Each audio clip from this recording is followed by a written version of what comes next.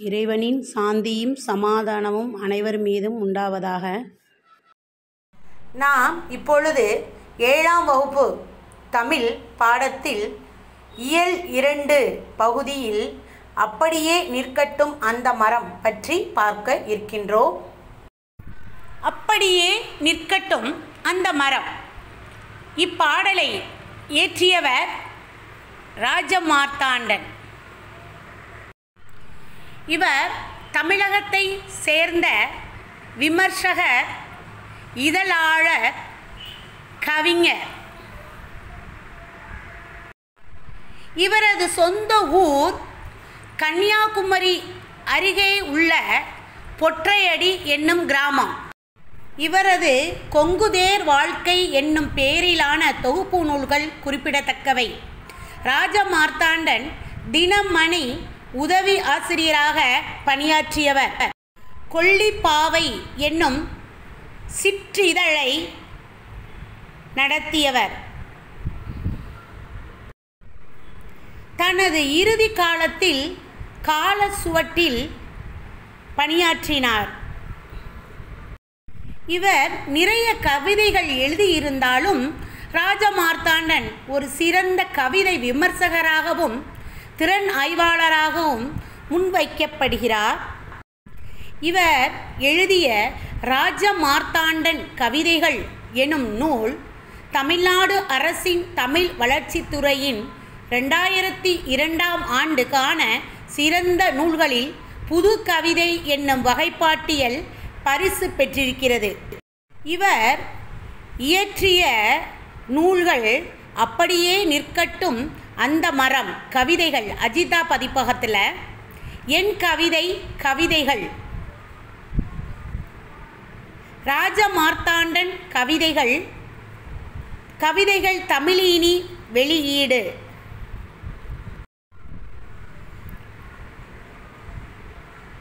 கொங்குதேர் வாழ்க்கை தொகுதி 2, கொங்குதேர் வாழ்க்கை தொகுதி 3,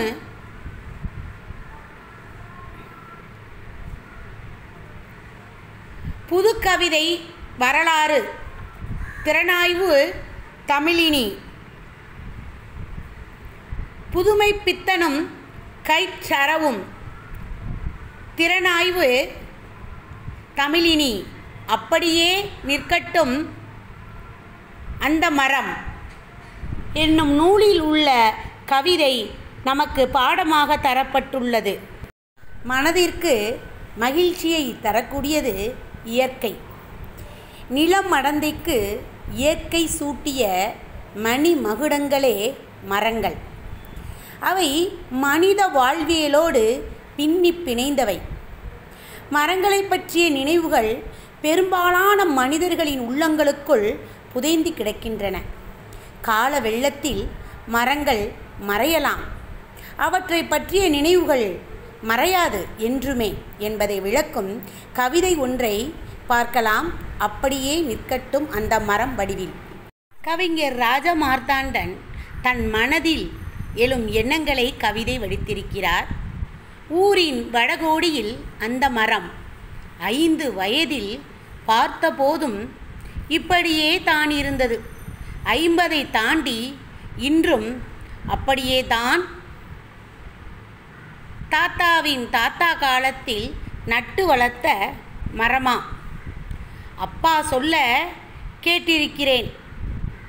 பச்சை காய்கள் நிறம் மாறி செங்காய் தோற்றம் கொண்டதுமே சிறுவர் மனங்களில் பரவசம் பொங்கும்.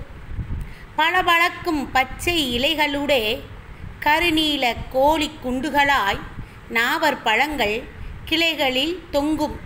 பார்க்கும்போதே நாவில் நீரூறும். காக்கை, குருவி, மைனா, கிளிகள், இன்னும் பெயரறியா பறவைகளுடன் அணில்களும் காற்றும் உதிர்த்திடும் சுட்ட பழங்கள் பொறுக்க சிறுவர் கூட்டம் அலைமோதும்.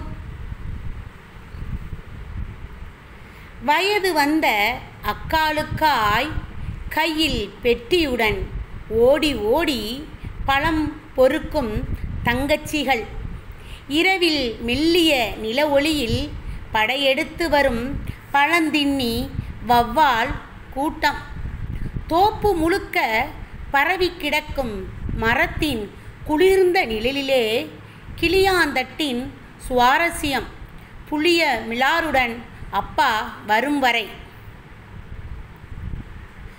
நேற்று மதியம் நண்பர்களுடன் என் மகன் விளையாடியதும் அந்த மரத்தின் நிழலில்தானே. பெருவாழ்வு வாழ்ந்த மரம் நேற்றிரவு பேய்க்காற்றில் வேரோடு சாய்ந்து விட்டதாமே. விடிந்தும் விடியாததுமாய் துஷ்டி கேட்கும் பதற்றத்தில் விரைந்து செல்கிறார் ஊர் மக்கள் குஞ்சு குழுவான்களோடு. எனக்கு போக மனமில்லை என்றும் என் மனவெளியில் அப்படியே நிற்கட்டும் அந்த மரம் குன்றுகளின் நடுவே மாமலை போல. ஆஹா, எவ்வளவு அருமையாக ராஜ மார்த்தாண்டன் அப்படியே நிற்கட்டும் இந்த மரம் இந்த கவிதையை படித்திருக்கிறார். இந்த கவிதையில் ஆசிரியர் தன் மனநிலையை விவரிப்பதாக உள்ளது. அதாவது சிறு வயதில் தாம் பார்த்த மரம் அப்படியே தன் மனசில் இருக்குது. அந்த மரம் அந்த நினைவுகள் அழியாமல் இருக்கணும் அப்படிங்கிறத வச்சு இந்த கவிதை ஏற்றிருக்காரு. அதாவது ஊரின் வடகோடியில் ஒரு மரம் இருக்கான். 5 வயதிலேயும் அவர் பார்த்த போதும் இப்போ 50 தாண்டி பார்க்கும் போதும் அந்த மரம் அப்படியே இருக்கிறது. தாத்தாவின் காலத்தில் தாத்தாவோட தாத்தா காலத்தில் நட்டு வச்ச மரம் அப்படின்னு இவருடைய அப்பா சொல்லி அவர் கேட்டிருக்காராம்.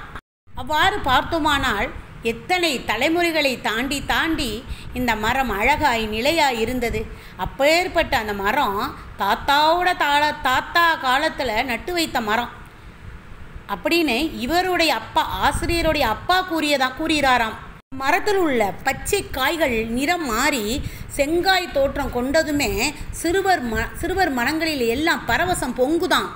அந்த பச்சை இலைகளுக்கு இடையில் கருநீல குண்டு மாதிரி அந்த நாவற்பழம் தொங்குறதை பார்த்த உடனேயே இந்த சிறுவர்களுக்கெல்லாம் நாக்கில் நீர் ஊறுகிறது. அந்த மரத்தில் உள்ள அந்த கனியை காக்கை குருவி மைனா கிளிகள் இன்னும் பேரறியா பறவைகள் அணில்கள் எல்லாமே உதிர்த்து விடுது இல்லையா. அதை பொறுக்கிறதுக்கு சிறுவர் கூட்டங்கள் அலைமோதுகிறதாம். வயது வந்த அக்காளுக்காக கையில் பெட்டியோட ஓடி ஓடி பழம் பொறுக்குறாங்களாம் தங்கச்சிமார்கள்.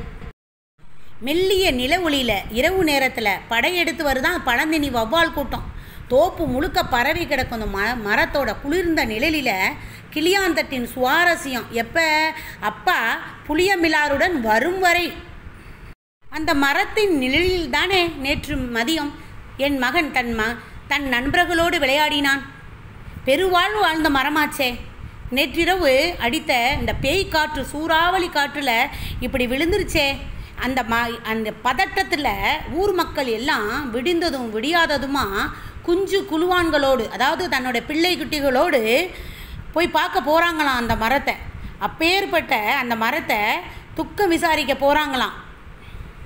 ஆனால் ஆசிரியருடைய மனநிலையோ போக மனசில்லை. அவருக்கு போக மனம் வரலை. என் மனதில் அந்த அழகான மரம் அது அப்படியே இருக்கட்டும். இப்போ அந்த விழுந்து கிடக்கக்கூடிய அந்த மரத்தை பார்த்தா என் மனதானது தாங்காது. அந்த மனதில் அந்த அழகான மரம் மறைந்து விடும். அதனால் எனக்கு போக மனமில்லை என்றும் என் வெளியில் என் மனதில் அப்படியே நிற்கட்டும் அந்த மரம். குன்றுகளின் நடுவே மாமலை போல என் மனதில் என்றும் நிலையா அழகான கனி கொடுக்கக்கூடிய நிழல் கொடுக்கக்கூடிய அந்த மரமானது அழகான தோற்றத்தில் அப்படியே இருக்கட்டும். மனதை விட்டு அகலாமல் அப்படியே நிற்கட்டும் அந்த மரம் அப்படின்னு இந்த ஆசிரியர் தன்னுடைய மன கருத்தை வெளியிடுறாரு. ராஜ மார்த்தாண்டன் அப்படியே நிற்கட்டும் அந்த மரம். நம் பாடப்பகுதியில் மதிப்பீடு பகுதியை பார்ப்போம். சரியான விடையை தேர்ந்தெடுத்து எழுதுக. நாவற்பழத்திற்கு ஓமையாக கூறப்படுவது எது? பச்சை இலை, பச்சைக்காய், கோழிக்குண்டு, செங்காய். சரியான விடை கோழிக்குண்டு. சுட்ட பழங்கள் என குறிப்பிடப்படுபவை எது? மண் ஒட்டிய பழங்கள், சூடான பழங்கள், வேக வைத்த பழங்கள், சுடப்பட்ட பழங்கள். சரியான விடை மண் ஒட்டிய பழங்கள். பெயரறியா என்னும் சொல்லை பிரித்து எழுதக் கிடைப்பது பெயர கூட்டல் ரியா, பெயர் கூட்டல் ரரியா, பெயர் கூட்டல் அரியா, பெயர கூட்டல் அரியா. சரியான விடை பெயர் கூட்டல் அரியா. மனமில்லை என்னும் சொல்லை பிரித்து எழுத கிடைப்பது மன கூட்டல் மில்லை, மனம் கூட்டல் மில்லை, மனமீ கூட்டல் இல்லை, மனம் கூட்டல் இல்லை. சரியான விடை மனம் கூட்டல் இல்லை. நேற்று கூட்டல் இரவு என்பதனை சேர்த்து எழுத கிடைப்பது நேற்று இரவு, நேற்றரவு, நேற்றிரவு, நேர் இரவு. சரியான விடை நேற்றிரவு. ஆவண்ணா நேற்றிரவு. இதுவரை நாம் அப்படியே நிற்கட்டும் அந்த மரம் பாடப்பகுதியில் உள்ள சரியான விடையை தேர்ந்தெடுத்து எழுதுக பற்றி பார்த்தோம். இப்பொழுது இந்த கவிதையில் கொடுக்கப்பட்டுள்ள சொல்லும் பொருளும் பார்ப்போம். பரவசம் மகிழ்ச்சி பெருக்கு. துஷ்டி கேட்கும். துஷ்டி கேட்கும் என்றால் துக்கம் விசாரித்தல். மாணவ செல்வங்களே, ஆசிரியர் அப்படியே நிற்கட்டும் அந்த மரம் என்ற கவிதை வடிவில் தமது எண்ணங்களை, அவருடைய கண்ணோட்டங்களை நம்முடன் பகிர்ந்து கொள்வதாக அமைந்துள்ளது இந்த கவிதை.